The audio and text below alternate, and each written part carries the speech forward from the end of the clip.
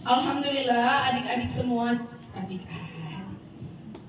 anak-anak semua, hari ini kita ucapkan syukur kepada Allah Subhanahu wa taala karena diberikan waktu yang sangat luar biasa, di mana hari ini kita kedatangan tamu istimewa dari petugas Kesling. Apa itu Kesling? Kesehatan lingkungan. Tepuk tangan untuk Humairah. Iya, kesehatan lingkungan. Di sini ada Mbak Hani, Mbak Hani, dan juga pimpinan dari Puskesmas SMP Barat 3, Dr. Karolin. Ini Dr. Karolin ketutup kita. Nah, ini dokter yang akan memandu kita mengenali kantin sehat. Kantin sehat itu seperti apa sih? Nah, kalian di sini dikukuhkan juga hari ini sebagai duta kantin sehat dan gizi seimbang. Seperti itu Mahathir. Halo Mahathir. Jadi di sini karena kita baru ada kantin, nanti kalian bertugas untuk memonitor. Nah, ini petugas kantin kita. Tepuk tangan buat Mbak Suci. Sini Bu Suci. Bu Suci di sini. Iya, udah disiapkan singgah sana. Nah, nanti kita akan tahu kantin sehat itu seperti apa sih dan apa yang harus kalian lakukan. Untuk itu langsung saja kita buka sosialisasi ini dengan sama-sama membaca basmalah. Bismillahirrahmanirrahim. Dan langsung saja akan dibuka oleh Dr. Karolin. Silakan Dok. Jatuh. Terima kasih kepada Ibu Fia. Assalamualaikum warahmatullahi wabarakatuh. Waalaikumsalam warahmatullahi wabarakatuh. Selamat pagi untuk adik-adik semuanya. Paginya kurang semangat.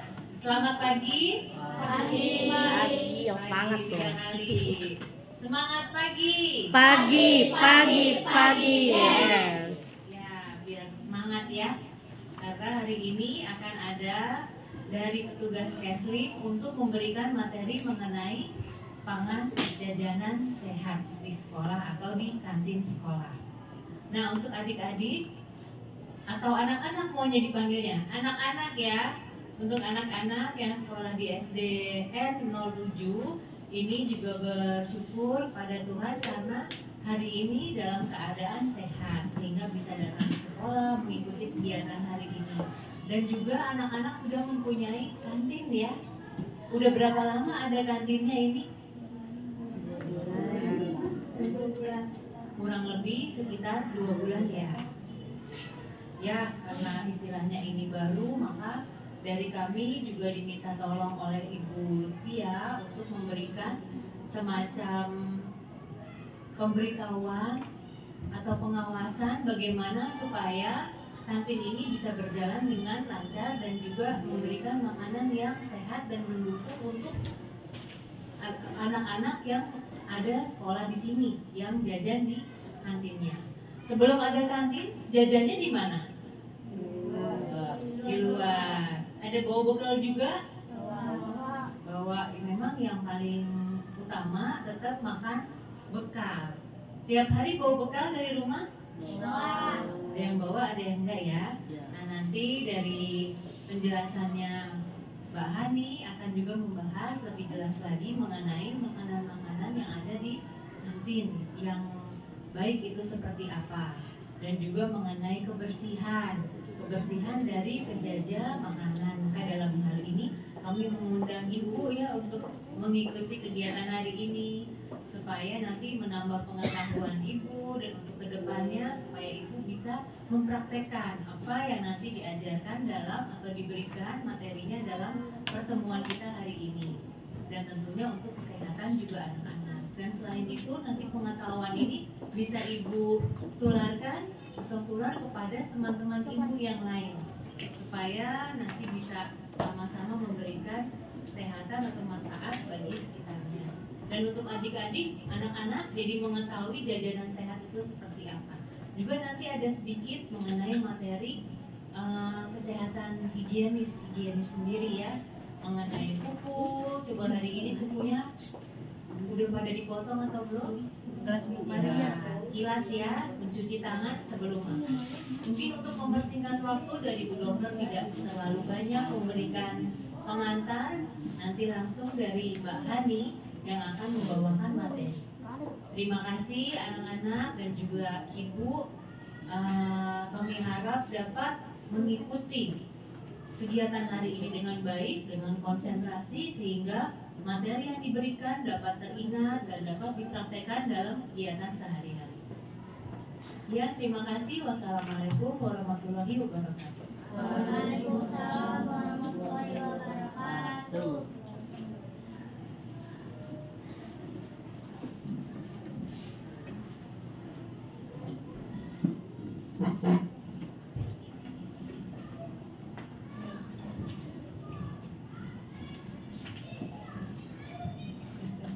Dengaran ya? Bismillahirrahmanirrahim. Assalamualaikum warahmatullahi wabarakatuh. Waalaikumsalam warahmatullahi wabarakatuh. Ya, sebelumnya perkenalan lagi ya. Perkenalkan saya dari petugas kesehatan lingkungan, namanya Hani. Ya, salam kenal buat adik-adik semuanya. Di sini kalian sebagai apa ditunjuknya sama Bu Guru? Duta kantin. Duta kantin ya. Jadi nanti kalian ini yang akan mengawasi Kantin. atau yang akan melihat-lihat kantin yang ada di sekolah kalian. Sudah Kenapa, Bu? kantin sehat atau Permisi belum? karena mau Terus lanjut ke kebersihan dari Oh, iya, Dok, jam siap. makanannya ya, Makasih banyak, siapa Nek. tadi namanya? Bu Suji. Nanti kalian bisa melihat sendiri. Kalian bisa melihat sendiri, kalian bisa memonitoring ya ibaratnya ya. Gitu. Jadi di sini yang pertama kita fokuskan dulu sama si penjual kantinnya atau yang berjualan di kantin. Oh, oke Bu.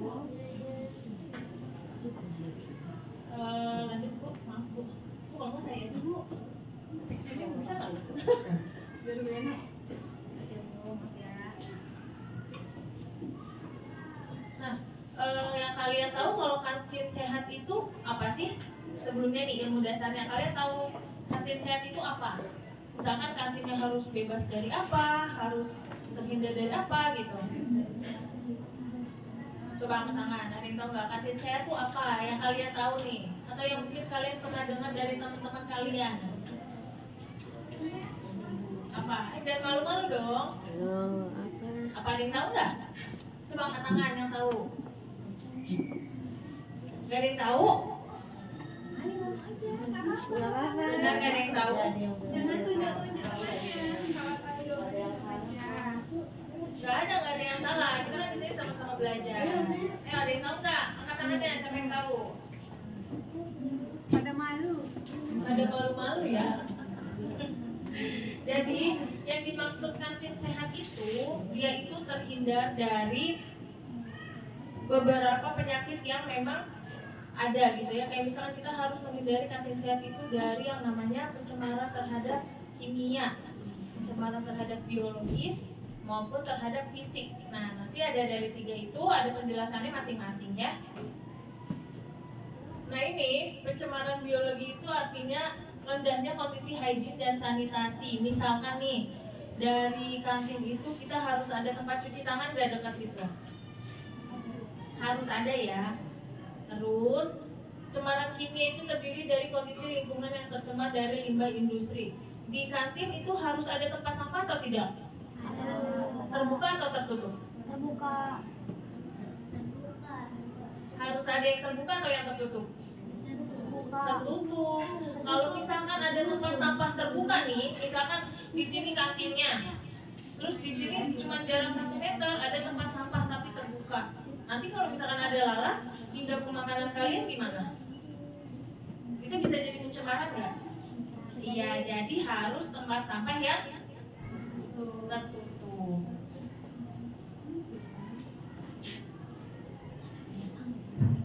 Nah, terus juga bebas dari penyalahgunaan bahan berbahaya yang dilarang seperti formalin, boraks, dan metanyl yellow. Nah, ada yang tahu nggak formalin itu apa? Pernah dengar? Formalin itu dia adalah bahan untuk pengawet air. Ya. Tapi ada beberapa pedagang, ada beberapa penjual mungkin ya, memang nggak semuanya, tapi ada beberapa kasus yang pedagang itu menggunakan formalin untuk mengawetkan makanan supaya makanan itu terlihat lebih segar, lebih fresh gitu ya. Gitu. Terus ada lagi, ini kalau misalkan kalian ada yang kurang jelas, nggak apa-apa langsung tanyain aja angkat tangan. Kita di sini saling ngobrol aja ya. Terus udah gitu ada selain formalin ada lagi apa? Boras. Boras itu sama seperti formalin, dia bahannya pengawet. Ya. Terus ada lagi methyl yellow dengan pewarna yang warna kekuningan dan rodamin B. Rodamin B itu warnanya merah. Nanti ada contoh-contohnya. Nah, kalau ini bahaya fisik. Kalau ini misalkan bahaya fisik. Bahaya fisik itu kalian bisa melihat dengan kasat mata. Misalkan pembungkus makanan menggunakan strapless, ya, itu nanti semisal kalian membuka makanan tapi kalian tidak melihat, terus isi straplessnya masuk ke dalam nasi, nah itu termasuk cemaran fisik, itu berbahaya. Jadi mungkin izin ya ibu, kalau misalkan membungkus makanan bisa menggunakan karet aja untuk yang lebih aman, ya supaya tidak terkena tangan dan tidak masuk ke dalam makanannya.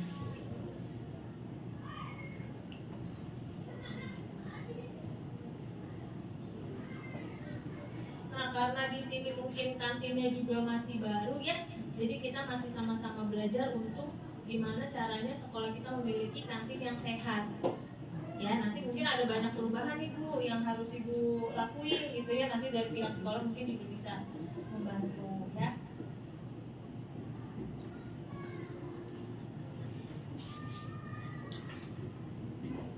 Nih, kalau dari penjamah makanan itu, penjamah makanan itu tidak boleh berkuku panjang.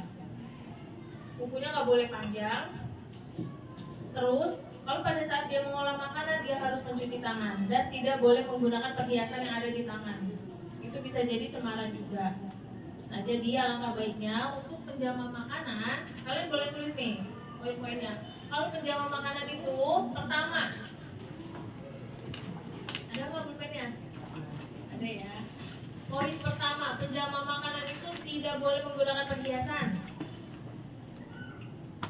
Baik itu kalung, baik itu cincin mungkin ataupun gelang gitu ya. Sudah? Tidak boleh menggunakan perhiasan.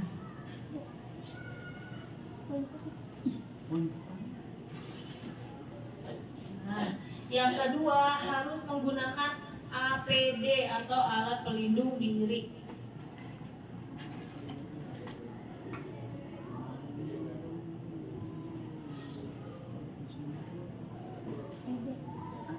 Harus menggunakan alat pelindung diri. Contohnya apa? Sarung tangan. Sarung tangan, betul. Ditulis masker, betul. Terus apa lagi? Sarung tangan, masker, terus apa lagi? Apron, ini ya. Apa sih kayak pelapis untuk baju biar nggak kotor, di celemek. Terus apa lagi? Sarung tangan, masker, celemek. Ada lagi nggak yang kurang?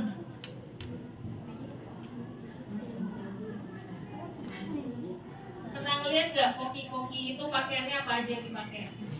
Nah, benar ibu, penutup kepala. Cuman sayangnya kan di sini untuk ibu penjamah makanan kan udah menggunakan produk, jadi aman. Jadi kita cukup 3 aja yang kita fokuskan. Pertama apa? Masker. Yang kedua, sarung tangan. Yang ketiga, celemek. Itu udah jadi alat pelindung diri yang dasar banget buat penjamah makanan ya.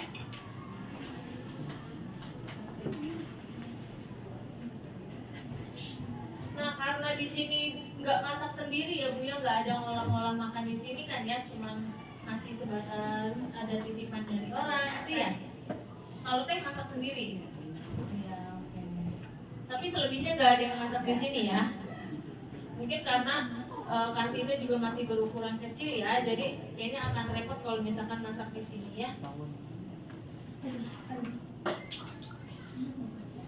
Nah, kalau masak air teh itu dari air apa Bu? Kalau saya boleh tanya. Isi ulang. Air isi ulang ya, dimasak mendidih dulu. Oke.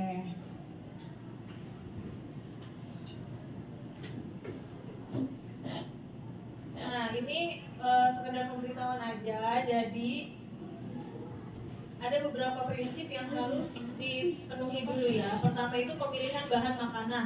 Nah, pilih bahan makanannya itu harus yang fresh, harus yang segar, tidak boleh yang terlihat lebih layu atau misalkan yang tidak hygiene gitu ya.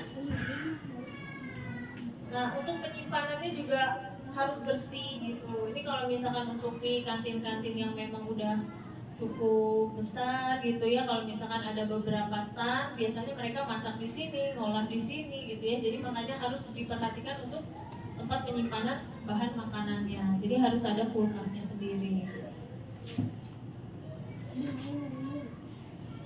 Nah, ini APD-nya kayak gini ya. Dia pakai penutup kepala, masker, sarung tangan, sama celengnya. Itu udah lengkap. Nih, kalau untuk menyimpan bahan makanan jadi atau yang sudah matang, sebaiknya ditutup dengan wadah yang tertutup seperti ini, bukan yang terbuka seperti ini ya. Nih, kalian pernah jajan-jajan makanan kayak gini nggak di luaran? Pernah. Itu hygiene nggak menurut kalian? Enggak ya. Pertama apa? Terbuka. Terus penjualnya pakai ini nggak APD? Enggak. Boleh kalian jajan di luar, nggak dilarang, cuman dilihat-lihat dulu ya. Nih, ini kalau misalkan yang terjadi di luar sih. Nah, ini udah lengkap nih ya, APD-nya contohnya kayak gini.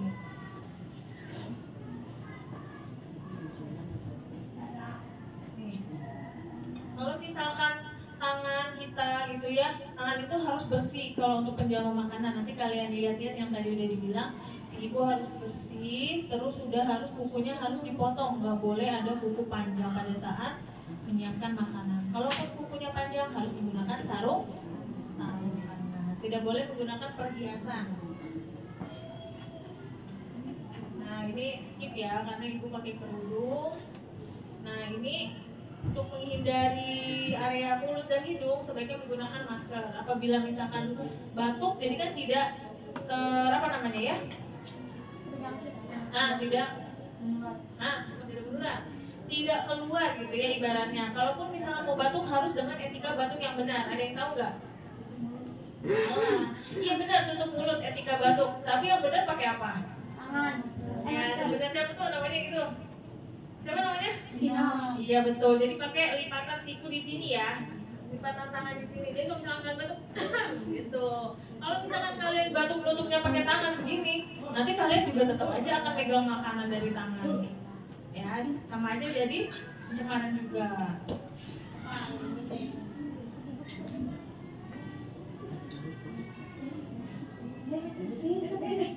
Nah, ini pengendalian hama ini yang tadi saya bilang ya, jadi harus tempat sampah itu secara tertutup. Karena kalau nggak tertutup, nanti bisa jadi ada beberapa binatang yang akan yang ada di situ gitu ya. Karena kan dekat sama kantin, harusnya tempat sampahnya itu tertutup. Dikarenakan takut ada bisa jadi lalat, tikus ataupun kecoa.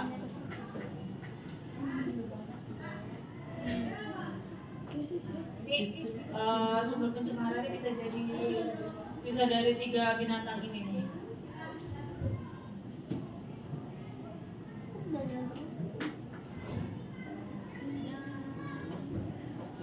Nih, penyalahgunaan bahan berbahaya. Yang pertama tadi kan ada formalin, yang kedua ada borak, terus yang ketiga itu ada pewarna tekstil, rhodamin B atau metanyl yellow yang berwarna merah dan kuning.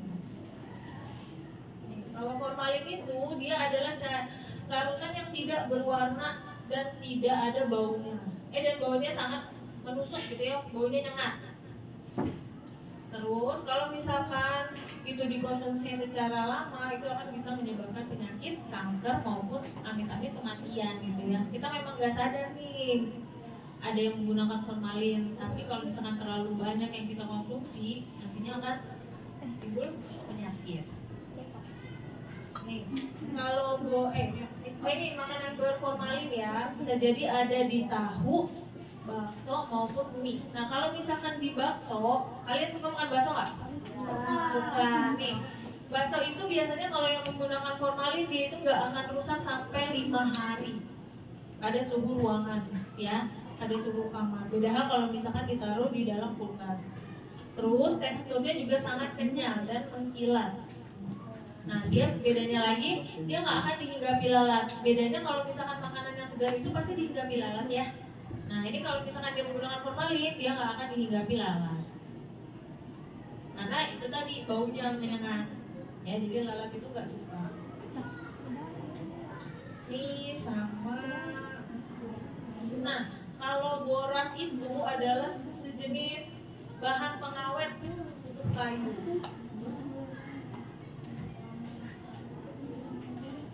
Ini, nah, sama aja dengan formalin. Boras juga biasa digunakan di beberapa makanan, kayak misalkan bakso, mie basah, buras, ketupat, dan lain sebagainya yang bisa menyebabkan si makanan itu jadi lebih kenyal gitu ya. Nah, ini kalau yang pewarna makanan ada yang merah dan kuning. Kita biasa nyebutnya wantek atau sepuhan, tahu ya? Pewarna pakaian. Nah, ini. Kalau misalkan untuk rodamin B itu dia akan menimbulkan warnanya kemerahan, nanti kayak gini nih warnanya. Dan ini beberapa contoh makanan yang menggunakan pewarna makanan ya, atau rodamin B. Jadi misalkan ada di kerupuk ataupun ada di sirup-sirup yang berwarna merah seperti itu. Nah, ciri-cirinya dia itu warnanya mencolok dan cenderung berpedar. Berpedar tuh kayak tidak merata warnanya, nanti homogen. Jadi ada yang merah kemerahan sekali, ada yang putih. Jadi warnanya tidak rata.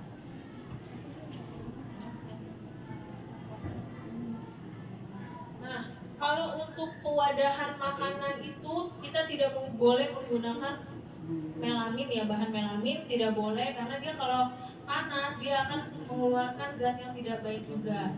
Sama seperti styrofoam juga nggak boleh untuk bahan yang panas, plastik kresek kita maupun kertas bekas atau kertas koran karena nanti tinta-tinta yang ada di kertas koran itu akan masuk ke dalam makanan. Memang tidak bisa terlihat kasat mata ya, cuma kalau misalkan itu kita cek pakai mikroskop atau di laboratorium itu pasti akan kelihatan. Gitu. Nah, ini efek makanan yang kita konsumsi kalau misalkan dia menggunakan formalin atau borax. Memang nggak akan langsung terlihat gitu ya. Nggak akan langsung terlihat 1-2 minggu, 2 bulan, 3 bulan, ini akan jangka panjang. Tapi jangan sampai ya, ini yang paru-paru kita yang sehat seperti ini nanti jadi seperti ini, kalau dibilang jari.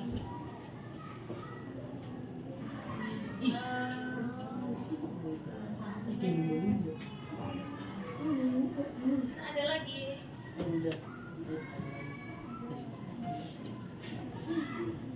Ada yang mau ditanyain nggak dari sini dulu? Boleh kalau ada yang mau ditanyain yuk.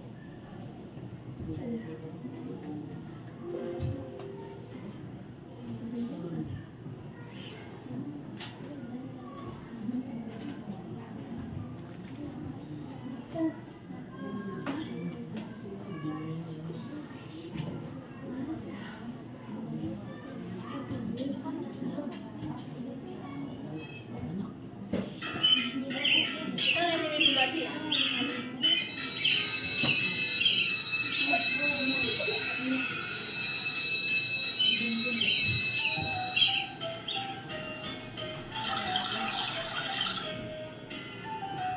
Yuk, kita beli jajanan di luar.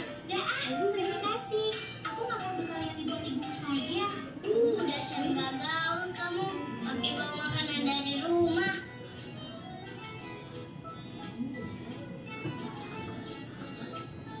Aduh, aku sakit sekali.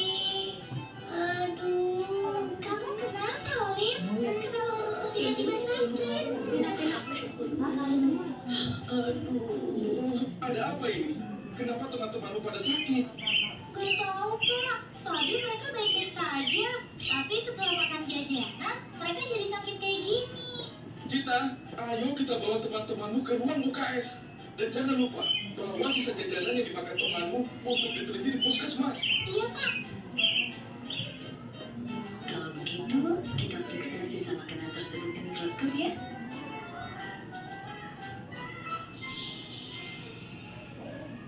Aku cari si bakteri jahat yang bisa membuat diare, mual dan muntah. Aku borax, tugas tugasku membuat anak-anak muntah dan diare. Aku Mimin si Rodamin. Tugasku adalah merusak ginjal. Aku Malin, si formalin. Tugasku mengganggu saluran pencernaan, membuat muntah darah, kejang, kerusakan ginjal, dan gangguan bernapas. Aku tidak suka melihat anak-anak tertawa riang dan bermain dengan gembira. Aku suka mereka sakit. Iya bos, anak-anak tidak bisa belajar dan bermain lagi. Mereka akan menjadi anak-anak yang bodoh bos. Aku senang sekali misi kita berhasil. Banyak anak yang sakit. Kerja kalian bagus sekali.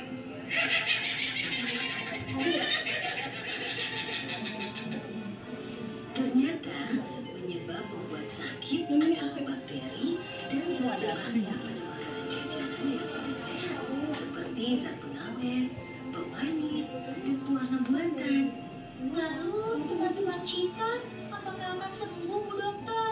Iya, mereka akan sembuh dan sehat. Tetapi jangan lupa, mereka menderita bahaya makan jajanan sembarangan. Iya Bu Dokter. Hai Cinta. Hai. Aku sekarang mau bekal makanan dari rumah loh. Oh, aku sudah kapok jajan sembarangan. Maaf ya, kemarin aku ngolong karena tidak mau jajan di sekolah. Gak apa-apa. Yang tidak jajan sembarangan yang membuat kita bisa sakit. Anak-anak sekarang pada membawa bekal makanan dari rumah. Wah, misi kita gagal untuk membuat anak-anak menjadi sakit dan tidak bisa bermain, bos. Ayo teman-teman, mari kita makan jajanan sehat di kantin sekolah atau bawa bekal makanan dari rumah supaya kita sehat dan bisa bermain. Siap, Komandan.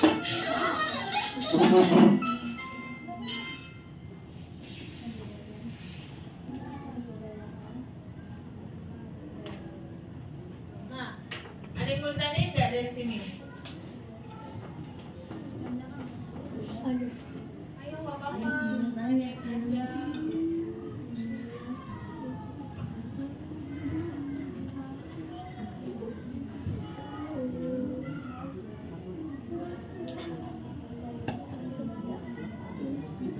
Ada yang mau ditanyakan dari sini?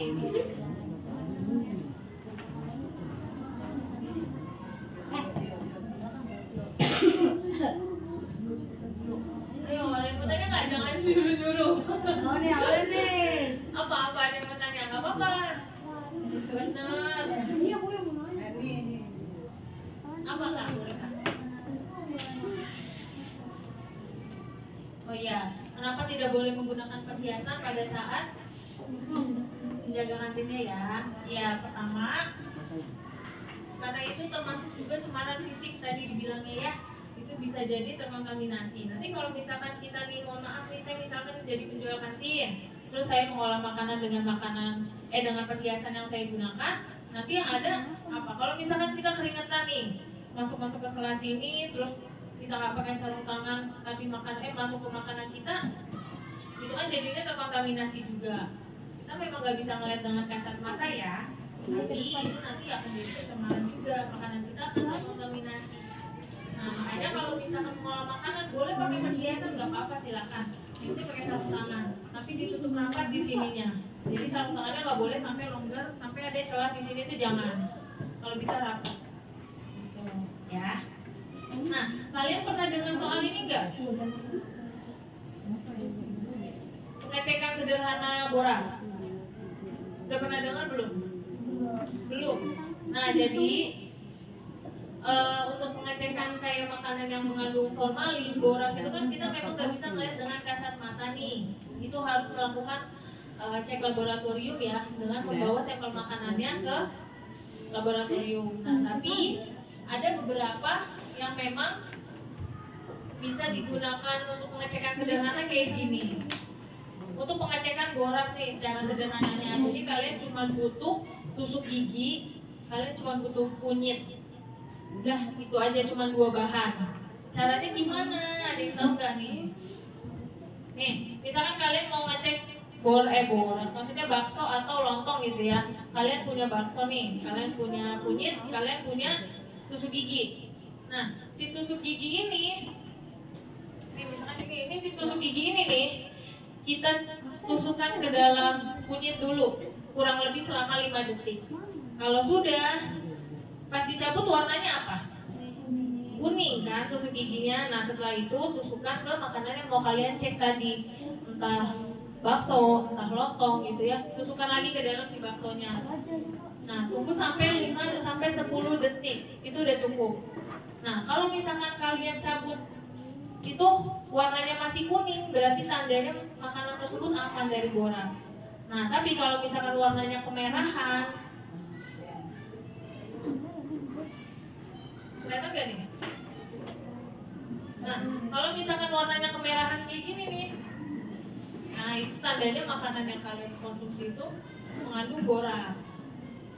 Nah, boleh tuh kalau misalkan kalian iseng-iseng nih lagi beli bakso, coba mau ngecek bener gak apa kata kakak yang tadi di sekolahan. Boleh, silakan. Itu untuk menambah ilmu kalian gitu ya, untuk menambah pengetahuan kalian juga. Tapi kalau misalkan warnanya tetap kuning seperti ini, itu tandanya aman, kalian bisa mengkonsumsinya seperti itu.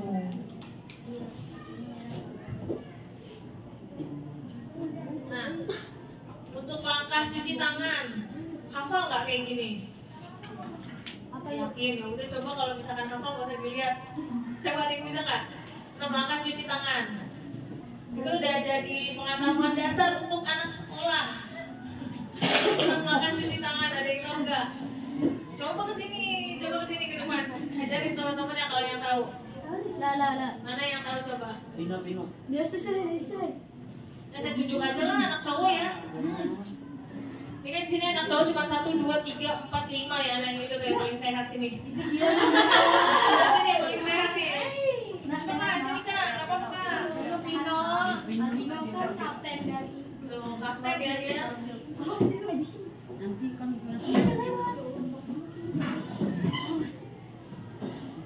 Kamu kelas berapa sih? Oh kelas 5. Lagi kelas 6 kan. Nah coba kasih ada sana dong. Ini tingginya harus sama ya dikit lagi. Nah coba kasih tahu teman-teman begini 6 langkah cuci tangan. Kok malu sih? Yang pertama apa? 6 langkah cuci tangan. Coba. Jangan lama mundur ya. Coba yang pertama apa? Cuci tangan. Langkah pertama.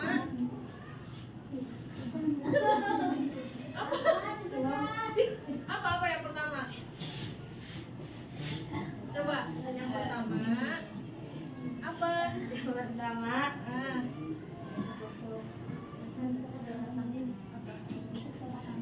Nah, kasih tahu temennya dong. Kalau saya kan udah tahu. Yang pertama gosok-gosok telapak tangan. Ya, itu gimana? Coba. Nah, terus yang kedua? Yang kedua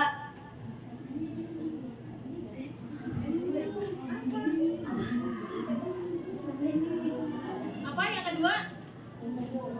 Gosok tangan. Iya, gini kasih tahu nih gosok tangan. telapak tangan. Ya, yang ketiga? Tuh, kasih tahu kan. Gosok sela-sela jari. Kasih tahu ya. Yang ketiga apa? Gosok sela-sela jari. Ya, gosok sela-sela jari gimana? Kayak gini ya. Nah, itu udah mencukupi tuh. Yang keempat? Yang keempat Gimana? Yang keempat gimana? Nah, iya betul. Nih yang keempat mengunci gini ya, buat menghilangkan kotoran yang ada di ujung-ujung jari sini. Yang kelima? Yang kelima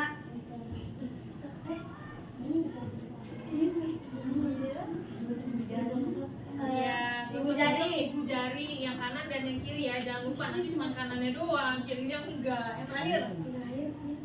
Apa? Terakhir? gosok telapak tangan. Kan, bukan gosok telapak tangan, ini kuku-kuku jari ya. Diputar-putar kanan terus sama kiri. Nah, tepuk tangan dulu buat temennya. Ini gigit kayaknya dia. Nah, ini bener ya. Jadi ada 6 langkah cuci tangan. Kalian nggak butuh lama-lama kok, nggak nyampe 2 menit. menit gitu ya, ada setengah jam cuci tangan pakai sabun. Yang pertama itu putar-putar ya, gosok telapak tangan. Terus yang kedua punggung tangan kanan kiri. Yang ketiga sela jari. Yang keempat itu kuku jari ini dikunci tangannya. Yang kelima ibu jari, sebelah kanan, sebelah kiri juga. Nah yang terakhir tinggal gosokan memutar seperti ini untuk menghilangkan sisa-sisa kotoran yang ada di kukunya. Kalau misalkan kalian kukunya panjang. Jadi ini langkah cuci tangan ini harus dilakukan sebelum makan, sesudah makan. Kalau kalian habis buang air besar, buang air kecil itu harus ya. Ya. Ada lagi nggak yang mau ditanyakan?